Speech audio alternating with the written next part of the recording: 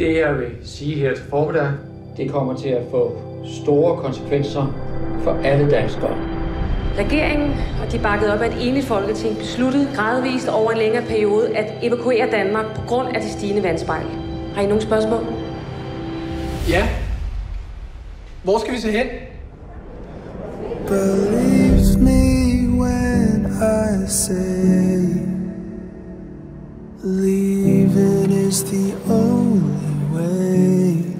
Alle har deres penge i fast ejendom, og det bliver ingenting værd lige pludselig. Man kan jo ikke sælge ejendom i et land, som folk skal flytte ud af. Altså, hele min familie er i Finland. Jeg skal op til hele min familie. Hold fast, imens dit hjerte endnu har blod og varme. Om lidt er vi forsvundne. Som boblerne i bækken. Nu giver du mig de penge, der står på min konto. Og de her mennesker, de venter på, at vi betaler deres løn. Fuck ud! Nu! Fuck! Jeg svarer! Der er flygtninge, der dør i både i Østersøen. It's police. Sidste måned, der var der flere 100 overfald i Danmark. Jeg ved, hvad der kommer til at ske for verden. Det kommer til at blive ret vildt.